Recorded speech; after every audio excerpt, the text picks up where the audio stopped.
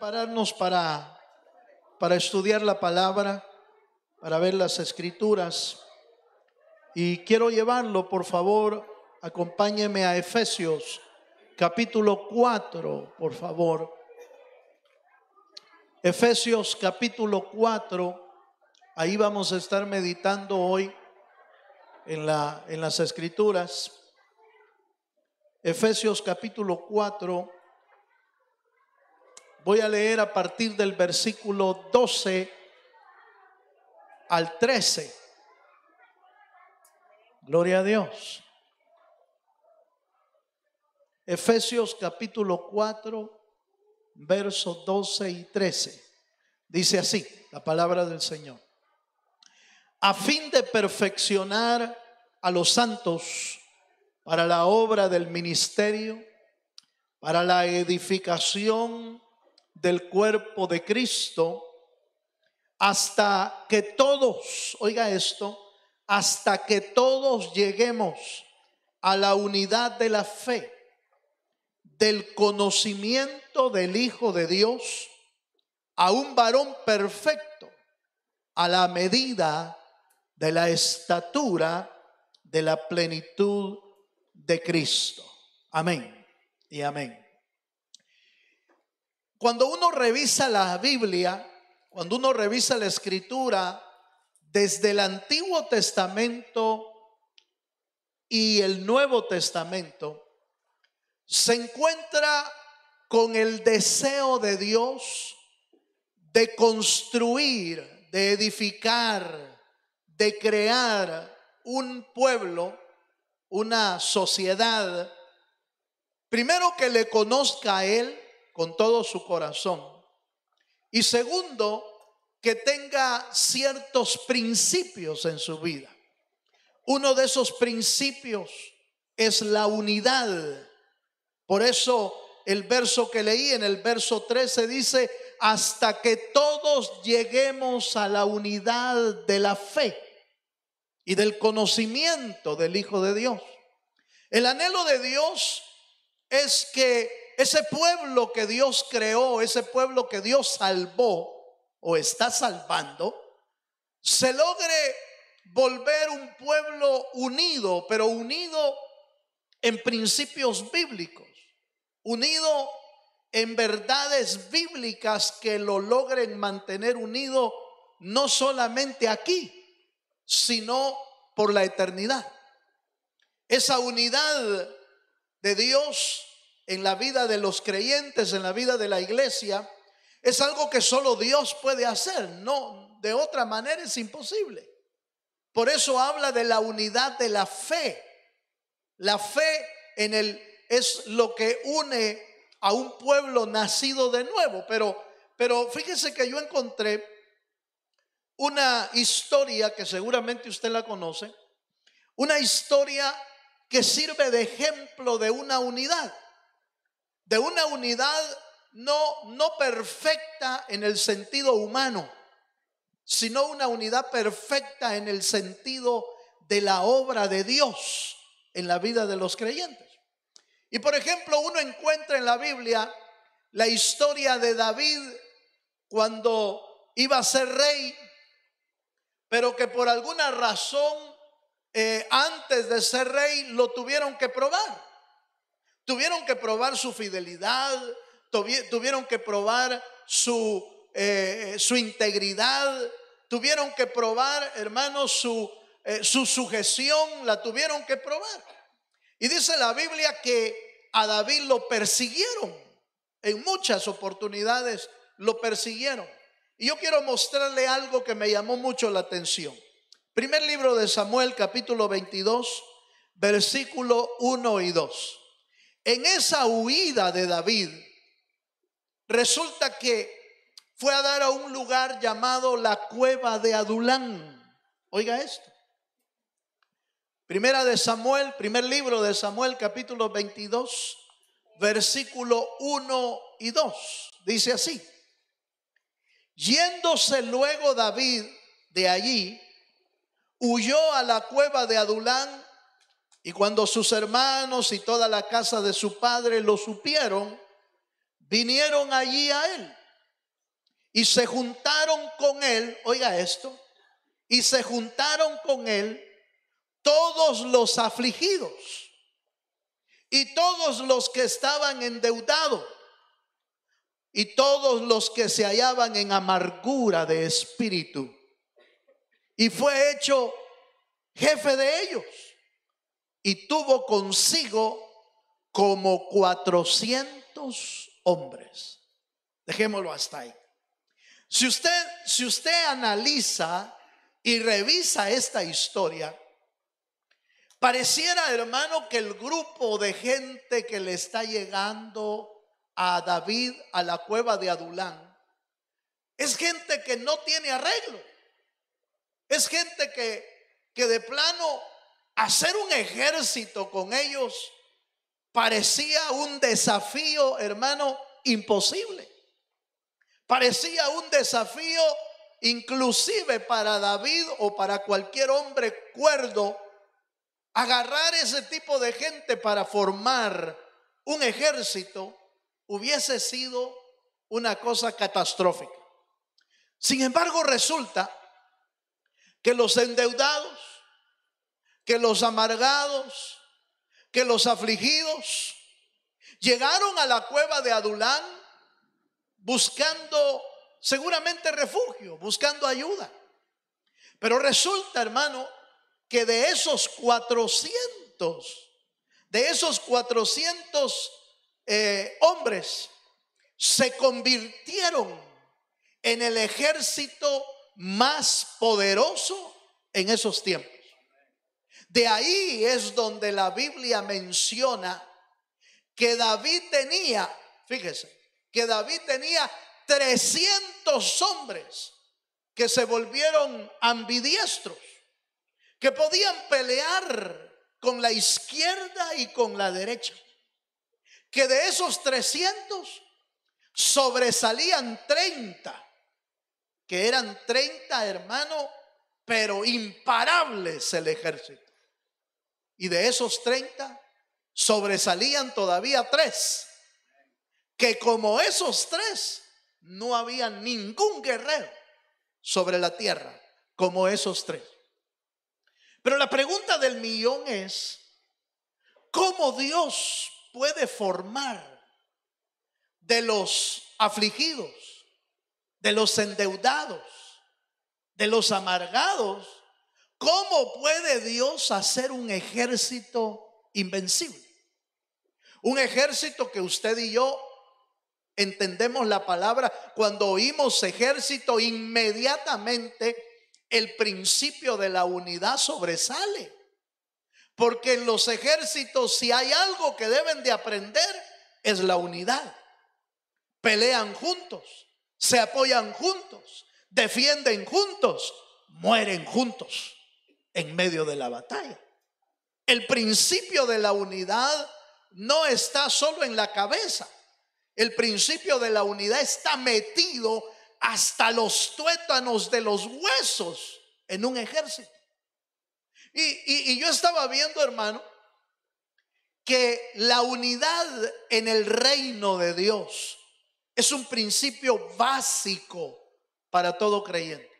Primero se recibe y se busca la unidad con Dios. Por eso dice la Biblia: el que se une a Cristo, un solo espíritu es con él. Ahí comienza la unidad. Cuando usted y yo nacemos de nuevo en Cristo Jesús, lo primero que Dios hace es tomar nuestro espíritu resucitado, tomar nuestro espíritu y unirse a nosotros en un solo espíritu. ¿Cuánto me están entendiendo?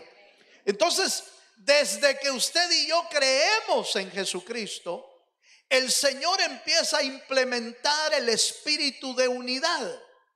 Y lo primero que hace es unirnos con Cristo. ¿Para qué? Para que no nos perdamos en ningún momento. Para que nuestra vida esté segura, no en nuestras manos, sino en las manos de Él. Pero resulta que después de ese principio de unidad que unidos con Cristo, también nos pide la unidad entre el cuerpo de Cristo, entre el templo de Dios, el pueblo del Señor. Y por lo menos yo quiero mostrarle 3 elementos de esa unidad que Dios está buscando también en nosotros. ¿Qué unidad es la que Dios quiere? Bueno, si usted revisa lo que voy a mencionar, habla de elementos espirituales. Lo que realmente, hermano, lo que realmente une es lo espiritual, no lo almático, no lo sentimental, sino lo espiritual. Por eso, si usted me acompaña, por favor, el primer elemento que la Biblia menciona y que leímos ya en Efesios capítulo 4, verso 13, hasta que todos lleguemos a la unidad de, ¿qué dijimos, hermano? Aleluya. La unidad de la fe. Entonces, el primer principio de unidad es la fe. ¿Qué es lo que usted y yo creemos en Dios? Ese principio de unidad es el que necesitamos ver hoy y nos va a servir leyendo Hechos capítulo 4, versículo 13. Acompáñame por favor ahí. Vamos a ver. Leamos primero Efesios 4:3 primero. Después vamos a ir a Hechos. Efesios capítulo 4, verso 3. Hablemos un poco acerca de la unidad de la fe. Y miren lo que dice ahí la escritura. Gloria a Dios. ¿Lo tiene, hermano? Dice: solícitos en guardar la unidad, oiga, solícitos en guardar la unidad del Espíritu en el vínculo de la paz. Fíjese, hermano, que la fe es lo que usted y yo creemos en Dios, y esa debe de ser algo que une nuestra vida, algo que une nuestra vida espiritualmente. Por eso la Biblia habla una misma fe, un mismo bautismo, un mismo Dios, un mismo Señor. Habla de uno solo, una fe. ¿En qué está basada nuestra fe? La Biblia dice que nuestra fe debe de estar basada en el autor y consumador de la fe, que se llama Jesucristo. Démosle un fuerte aplauso a nuestro Señor Jesucristo. Hermano, ¿dónde pones tu fe? Es importante que usted y yo analicemos esto, porque lo que hace que usted y yo estemos unidos en fe es en quién depositamos nuestra fe en Dios. Si la ponemos en Dios, la ponemos en Cristo, o en qué más la ponemos. En nuestro tiempo o en nuestros días hay muchas cosas en las que pudiéramos poner nuestra fe. Podemos poner nuestra fe en objetos, podemos poner nuestra fe en filosofías, en ideologías, o podemos poner nuestra fe en el único y eterno Dios que se llama Jesucristo. ¿Dónde hemos puesto nosotros nuestra fe? A veces cuando uno está pasando por dificultades, a veces le dicen: mire, usted tenga fe, la fe te valga. Pero ¿la fe en qué? La Biblia es específica. La Biblia señala el lugar o en quién debemos de poner nuestra fe. Y nuestra fe debe de estar en Dios. David mismo lo entendió hace más de 3,000 años. En el tiempo de David lo entendió, y por eso decía: ¿de dónde vendrá mi socorro? Mi socorro viene de Jehová, que hizo los cielos y la tierra. ¿De dónde viene tu ayuda, hermano? ¿De dónde viene tu socorro? ¿De dónde viene tu auxilio? Podemos ponerle en diferentes lugares, en diferentes cosas, pero en realidad nuestro socorro, nuestra ayuda, nuestro auxilio solo puede venir del Dios de los cielos. Por eso es importante entender de qué quiere Dios que usted y yo estemos unidos, que estemos unidos en la misma fe. en la misma creencia, en la misma esperanza, habiendo puesto, hermano, nuestra fe en el autor y consumador de aquel que murió por nosotros en la cruz del Calvario. No, nadie más ha muerto por nosotros sino Cristo Jesús, en el sentido, porque usted me podría sacar de repente, me podría sacar muchas personas que han dado su vida por salvar a alguien. ¿Cómo no?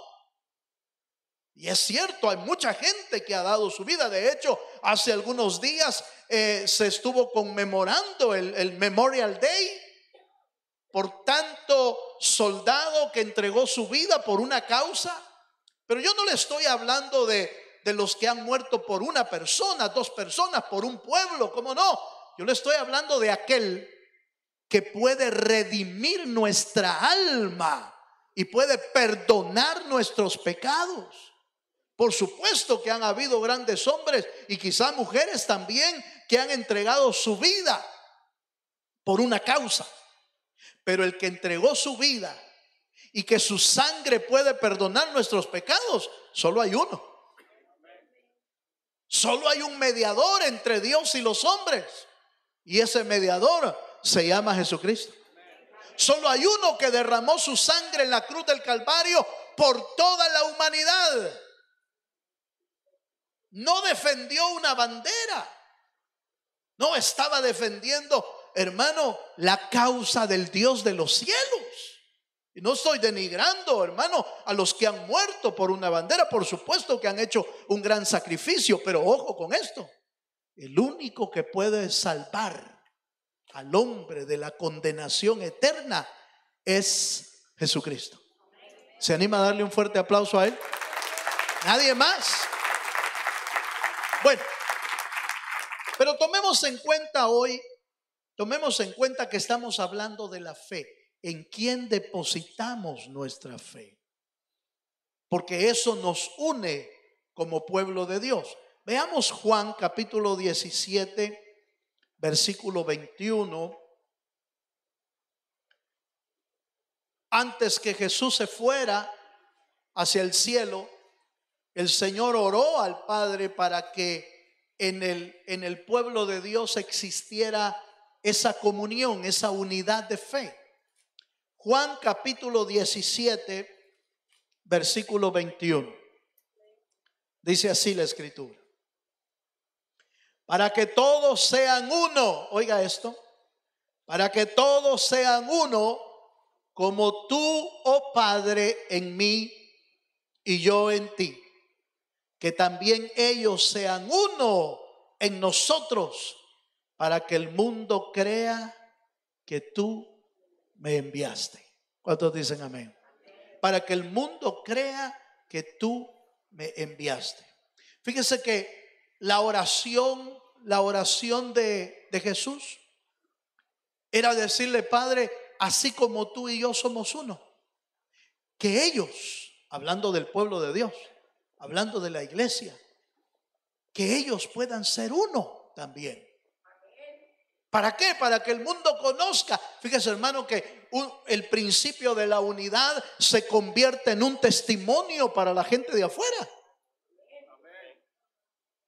El principio de la unidad entre el cuerpo de Cristo se convierte en un testimonio para aquellos que aún no han conocido a Dios. Por eso usted y yo necesitamos estar unidos en fe. Por eso usted y yo debemos tener una unidad que viene de Dios. Una unidad que permite amarnos, una unidad que permite ayudarnos, una unidad que permite apoyarnos, una unidad que permite orar los unos por los otros, una unidad que permite, hermano, bendecirnos los unos a los otros. Ya hay suficiente, hermano, suficiente maldad en el mundo para que maldice, que dicen cosas horribles de uno y de otra persona. Ya hay maldad suficiente para eso. Pero ¿por qué el Señor nos pide unidad? Porque en la unidad hay fuerza, en la unidad hay apoyo, en la unidad hay bendición. ¿Cuántos dicen amén? Por eso el Señor quiere que usted y yo vivamos una vida unida, primero en fe, Primero en lo que creemos, en quien depositamos nuestra fe, y después lograr tener esa unidad, así como Jesús oraba: Señor, que estos sean uno, así como tú y yo somos uno. ¿Cuántos dicen amén? ¿Cuántos queremos vivir la unidad de Dios? ¿Usted quiere vivir la unidad de Dios? Unámonos en fe. Caminemos en la unidad que el Señor quiere que nosotros tengamos. Hay otra unidad que tiene que ver con lo espiritual que quiero mostrarle. Es la unidad del conocimiento de Dios. Es la unidad del conocimiento de Dios. Hechos capítulo 4, versículo 13. Veamos la unidad del conocimiento de Dios. La importancia de que usted y yo, hermano, tengamos esa unidad de conocimiento de la palabra, del conocimiento de las escrituras. Hechos capítulo 4, versículo 13. ¿Lo tiene, hermano? Dice: entonces, viendo el denuedo de Pedro y de Juan, y sabiendo que eran hombres sin letras y del vulgo, se maravillaban y les reconocían que habían estado ¿con quién? ¿Por qué? ¿Por qué les reconocían? Porque cuando hablaban como Jesús hablaba. Cuando predicaban como Cristo predicaba. Hablaban las mismas palabras de Jesús. Hablaban las mismas palabras que el Señor había venido a predicarles. Y esto es importante, hermano. Le voy a explicar un detalle interesante. ¿Cuántos trajeron Biblia hoy? Levante la mano. Levante su Biblia, por favor, si trajo Biblia. Y si no, su teléfono, porque ahí anda la Biblia también. Levántela, por favor. Esta palabra, esta Biblia, es la fuente del conocimiento de Dios. Aquí está lo que Dios quiere revelarnos. Aquí está su voluntad. Aquí está su propósito. Aquí está su salvación. Aquí está su bendición. Aquí está la restauración. Aquí está lo que ayuda a su casa. Aquí está lo que necesita nuestra alma. Aquí está nuestro reposo. Aquí está todo lo que usted y yo necesitamos. Dele un fuerte aplauso al Dios de los cielos. Ahora, note por favor, cuando usted y yo hablamos de unidad, hablamos primero de la unidad de fe, en quién creemos.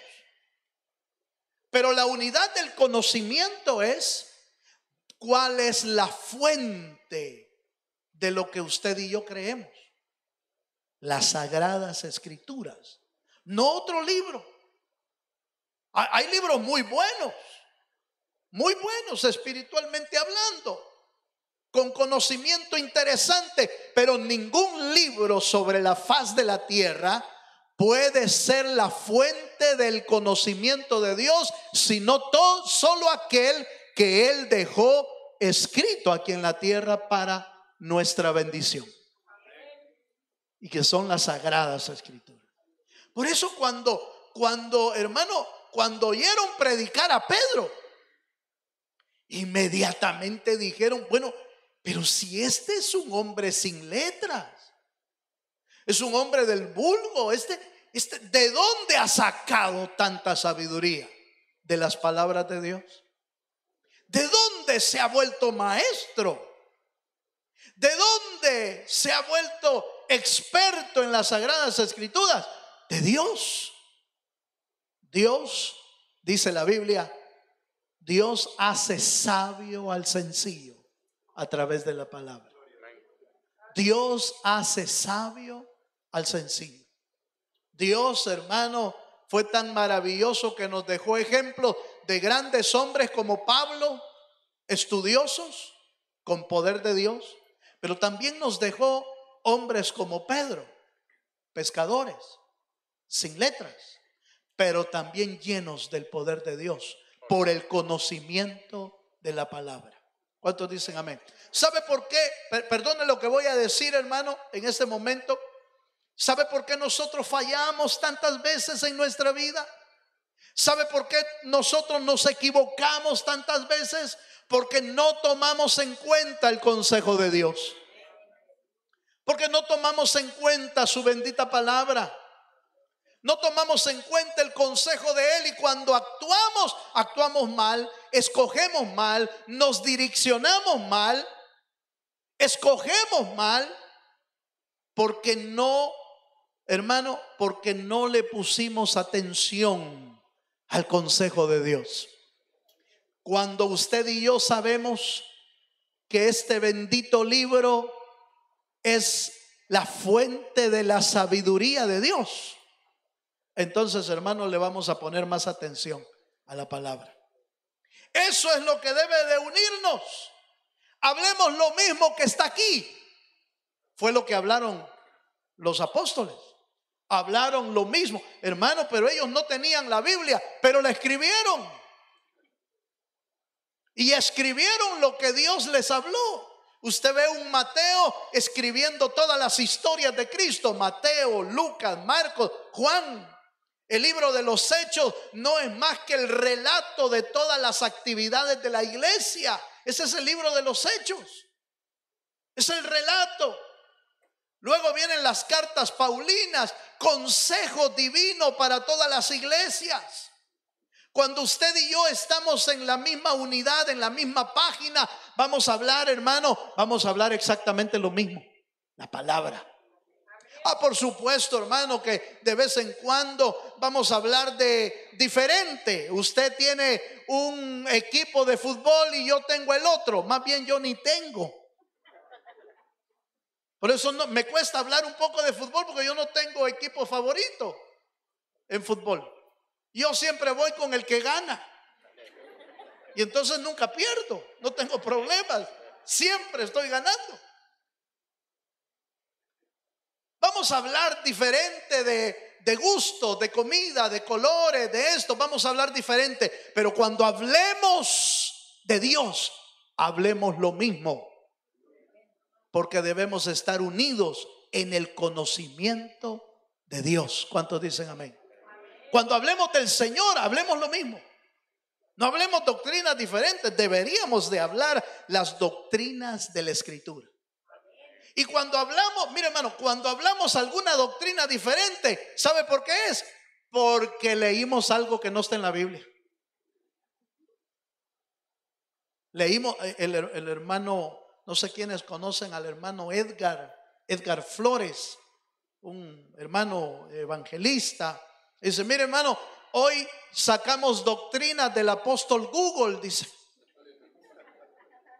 Todos andan leyendo Google. Y entonces leyeron algo ahí y lo dan por sentado. Y no revisan lo que la Biblia dice. Cuando usted y yo hablemos de las cosas de Dios, hablemos de este bendito libro. Hablemos de la misma palabra, hablemos de la misma doctrina, hablemos de lo que está en la Biblia. Hablemos, hermanos. Por eso el apóstol Pablo dice, hermanos, ¿qué hay cuando ustedes se reúnen? ¿Se acuerda que así dice el texto? ¿Qué hay cuando vosotros os reunís? ¿Hay palabra revelada? ¿Hay doctrina? ¿Hay cantos? ¿Hay himnos? ¿Hay salmos? Esa es la unidad del conocimiento. Unidad de fe, unidad de conocimiento. Esos son los verdaderos principios de la unidad que deben de haber en nuestra vida. Hay un versículo más acerca de la unidad de conocimiento. Acompáñeme a Primera de Timoteo.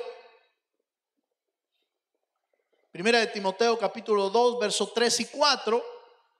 Nos habla de la importancia del conocimiento. Lo de importante de conocer las Escrituras.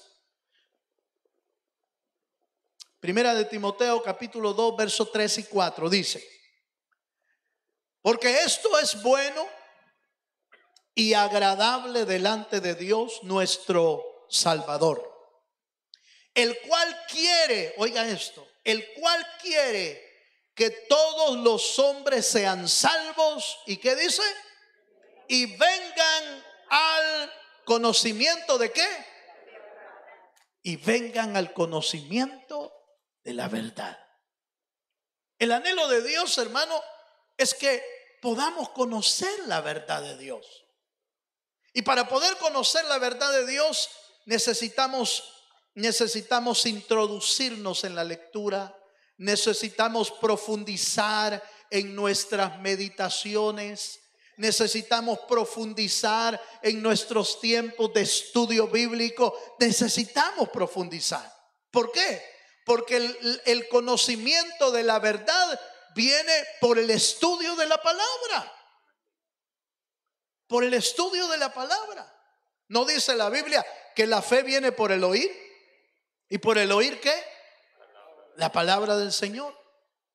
Había un pueblo llamado los de Berea, que dice que cuando Pablo les predicaba la palabra, se iban a la casa e iban a estudiar todo lo que Pablo había hablado. Y encontraban, oiga esto, hermano, encontraban en la Biblia que era verdad lo que estaba diciendo.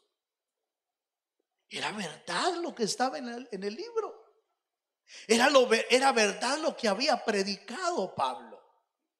Yo no sé si habrá aquí algún bereano que va a revisar lo que yo predico. Aleluya. ¿Habrá alguno que va a revisar? Yo lo animo a que lo revise en la palabra. En la palabra. No vaya a poner predicación del hermano Balmore en Google. No lo vaya a buscar ahí. Porque ahí va a encontrar de todo. Ahí va a encontrar predicaciones, como no, pero va a encontrar palabras de brujos, palabras de hechiceros, va a encontrar de todo. Va a encontrar cosas que no son de Dios. Por eso nuestra fuente del conocimiento es la palabra. Es la palabra, no otra fuente. En eso debemos estar unidos. En eso, mire, de repente le dicen, mire, compre mejor otro libro en lugar de la Biblia. No, momento. La Biblia es la fuente de la sabiduría del Dios de los cielos. Por supuesto que puede leer otro libro, pero busque la Biblia.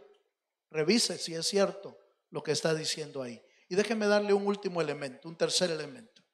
¿En qué más Dios quiere que usted y yo estemos unidos? Estemos unidos en fe, estemos unidos en conocimiento, pero también debemos estar unidos en un mismo propósito. En un mismo propósito. Es decir, debemos esforzarnos en una misma dirección.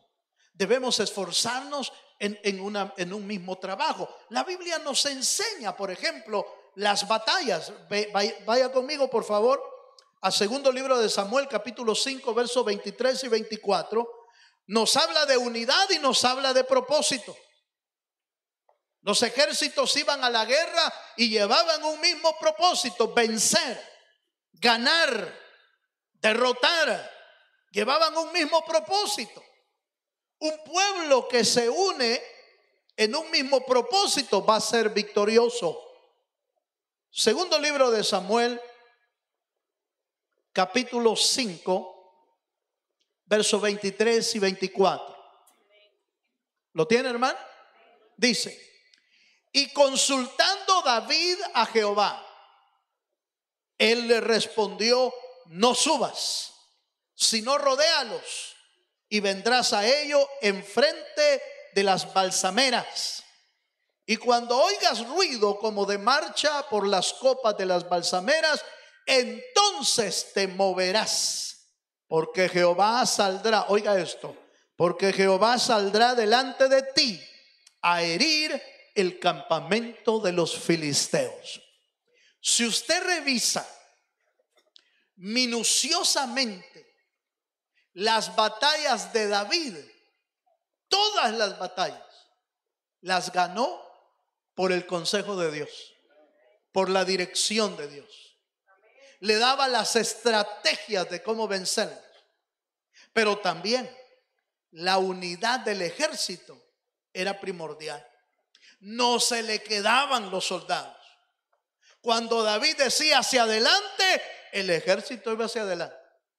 Cuando decía nos apostamos, nos detenemos, hoy vamos a hacer esto. Mire, hermano, lo que el comandante decía servía como propósito. Josué ganó la batalla de Jericó con instrucciones pero especiales, pero todo el pueblo caminaba como en unidad. Caminaba en unidad.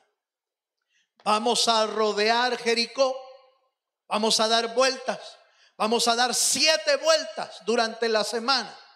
El primer día una vuelta, segundo día otra vuelta, y así hasta que llegaron al 7º día, y en el 7º día dieron 7 vueltas. Ninguno de los soldados se quedaron. Ninguno de los soldados se quedó durmiendo o se quedó paseando. Aleluya. O se fue de vacaciones. En el momento de la guerra, hermano, irse de vacaciones era falta de unidad. Por eso es que el pueblo de David, el ejército de David, se volvió invencible. Hermano, el tercer elemento nos habla de unidad en propósito. Hay propósito cuando vamos a la guerra, hay propósito. Cuando adoramos, debemos tener unidad de propósito. ¿A qué vino usted a la iglesia? A adorar a Dios. ¿A qué vino usted a la iglesia? ¿A ver a algún hermano o alguna hermana? No. Yo vine a adorar a Dios, hermano. A exaltar el nombre del Señor. Yo no vine a ver cómo vino vestido fulano o sutano, no. ¿Y para qué? Yo vine a ver si me logro encontrar con el Dios de los cielos. A mí no me interesa si usted vino bien vestido, vino mal vestido, si se pintó y no se pintó, aleluya. Si se puso traje o no se puso traje. No, esa no es mi prioridad. Mi prioridad es encontrarme con el Dios de los cielos y que Dios bendiga mi vida o lleve mi necesidad en sus manos. Yo vine a adorar a Dios. A mí no me interesa lo demás. Pero cuando nos unimos como un pueblo, vamos, hermano, en la misma dirección a cantarle a Él, a adorarle a Él, a exaltar a Él. De repente tenemos una batalla, pues a pelear la batalla. De repente hay alguna necesidad, pues vamos a apoyar la necesidad. De repente hay un trabajo en la obra, pues vamos a trabajar en la obra. Esa es la verdadera unidad. La unidad de fe, la unidad de conocimiento y la unidad de propósito. Son 3 unidades las que Dios quiere de nuestra vida. Ese es el pueblo que Dios estaba buscando, diciendo: Señor, como tú y yo somos uno, que estos puedan ser uno. ¿Y en qué, hermano, era uno el Señor? Era uno en fe. ¿Cuántos creemos que Jesús tenía la misma fe? ¿Cuántos creemos que Jesús tenía el mismo conocimiento que nos compartió a nosotros? El conocimiento de Dios, porque dice la Biblia: y Jesús no vino a hablar nada de sí mismo. ¿De quién vino a hablar? Del Padre. Vino a hablarnos de Dios. Y tenía unidad de propósito, sí. Él tenía una misión. Y nadie lo hizo desviarse ni a la izquierda ni a la derecha. Él siguió, hermano, hasta morir en la cruz. ¿Cuántos dicen amén? ¿Cuál es su propósito en la vida? ¿Cuál es su propósito al ser parte del cuerpo de Cristo? Tenemos que tener un propósito. El propósito que el Señor pone sobre nosotros. Déjeme mostrarle un texto más y voy a terminar. En Hechos capítulo 12, versículo 5. Hechos 12, 5 dice: así que, cuando usted lo tenga, dice amén. Hechos capítulo 12. Dice: así que Pedro estaba custodiado en la cárcel, pero la iglesia hacía ¿qué, hermano? Hacía sin cesar oración a Dios por él. Hechos 12, 5. Hacía sin cesar oración por él. La iglesia estaba viendo la necesidad del apóstol. El apóstol estaba metido en la cárcel. Lo habían metido en la cárcel no por andar haciendo nada malo. Andaba predicando el evangelio de Jesucristo, y por eso lo habían metido en la cárcel. Pero ¿sabe qué hacía la iglesia? Se habían puesto de acuerdo para orar. Se habían unido en oración. El día sábado usted tiene la disposición de venir a orar en la mañana. El día sábado queremos unirnos como un cuerpo para acompañar a Yami y a la familia. Esa es unidad. Esa es unidad de propósito. Esa es unidad de búsqueda. Esa es unidad de oración. Esa es unidad de decirle: Señor, queremos ser uno. Como tú y el Padre son uno, así queremos ser uno también. Esa es la verdadera unidad. Si usted ve, los elementos son espirituales. No son sentimentales. No es el alma la que debe de unirse. Es el espíritu en el mismo propósito del Señor. ¿Cuántos dicen amén? Yo termino leyendo un último pasaje en 2 de Timoteo capítulo 3 verso 10.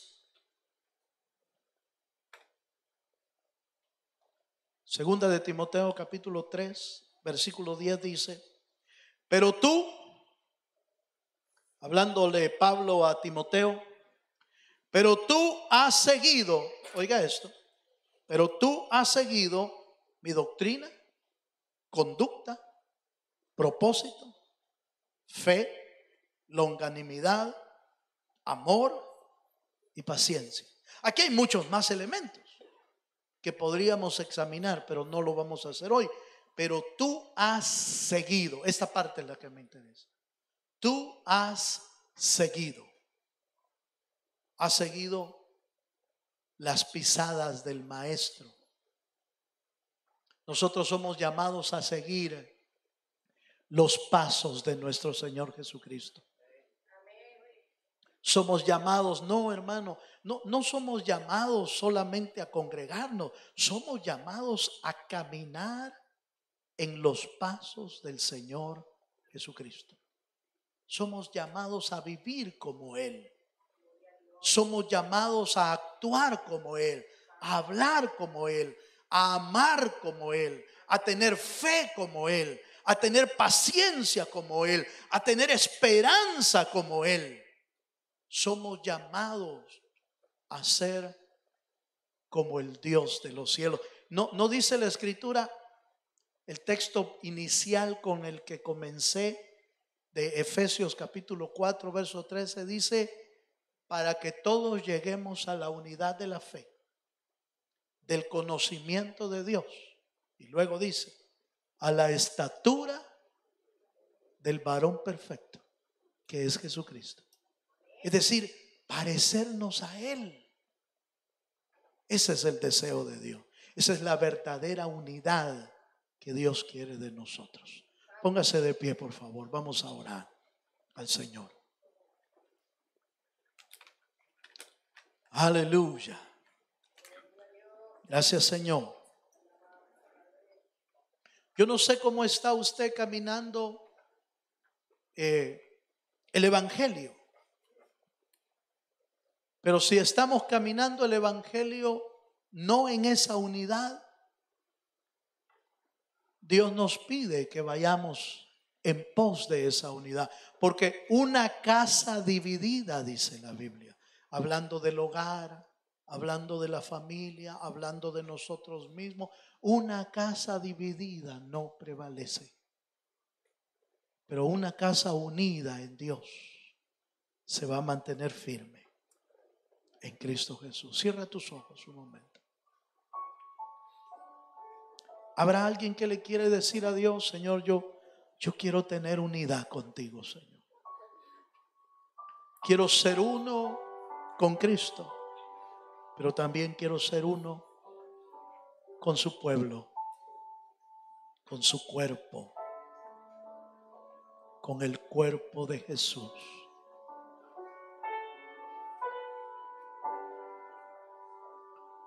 Aleluya. Queremos ser uno, Señor. Enséñanos la unidad. Enséñanos a amarnos. Enséñanos a apoyarnos. Enséñanos a vivir en la misma fe. Enséñanos la unidad como Jesús la vivió.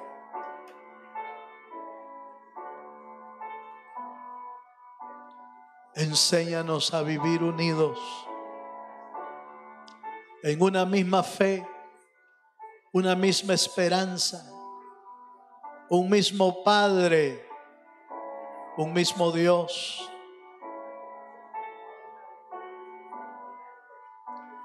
Aleluya. Hable con Dios esta noche.